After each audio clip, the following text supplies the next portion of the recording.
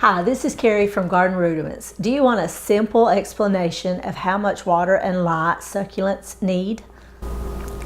Then stay tuned because I'm laying it out for you so that the newest newbie can understand.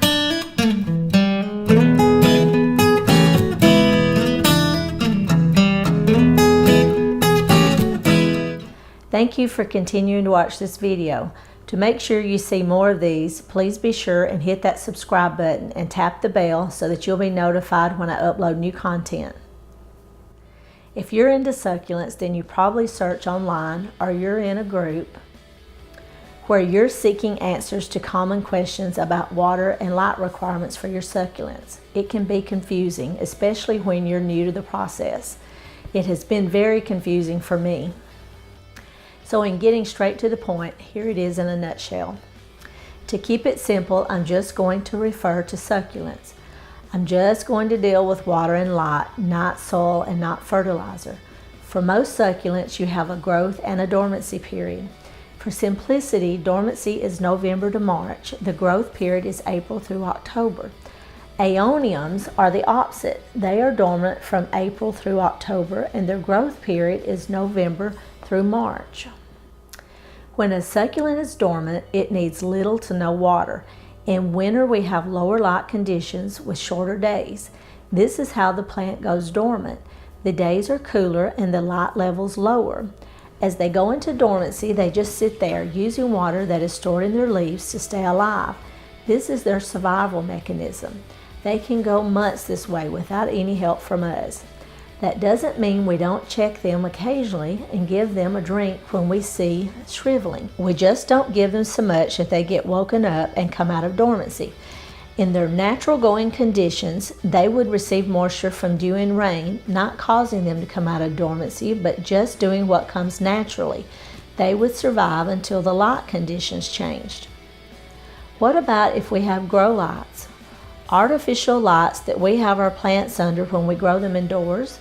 If you want your plants to bloom, they need that dormancy period. I have high intensity grow lights. I am setting my lights to be on only 8 hours a day. That way my plants will have 16 hours of low light to darkness each day, forcing them to go dormant. My aeoniums will be in a west-facing window because they are actively growing at this time. Just as you can actively force dormancy, you can also force them not to go into dormancy by using artificial lights such as grow lights, fluorescent lighting, LEDs, etc. To force them out or keep them from not going dormant, increase the water and light. A large pot may need water every 2 weeks to 1 month. A small pot with a small plant might need watering only twice a week. By doing this, you can force them to keep growing, completely skipping their dormancy period.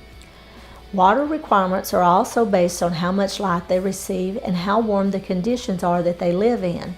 Light and warmth causes the soil to dry out faster. We keep our house around 70 degrees in the wintertime. The room where I store my plants drops down to about 60 degrees. I keep the blinds closed so that they don't get any natural sunlight, just artificial light, about 8 hours a day in the wintertime. Also, container size factors in on how much water they need.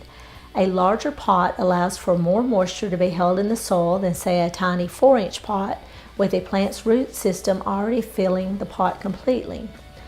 So far, I've only talked about the dormancy period. Now let's cover the growth period. Plants in growth need 12 to 16 hours of indirect light to full or partial shade if grown outdoors. If growing under lights, they also need at least this amount of time. If they don't get enough light during the growing season, they will become etiolated, which means leggy, spindly, where they are stretching to reach the light. Different succulents have different needs. Usually the darker the green, the less light it can tolerate, and some will also just adapt to lower light conditions. Most do not like full sun, but can become adapted to full sun over time. With more warmth and light, water requirements go up.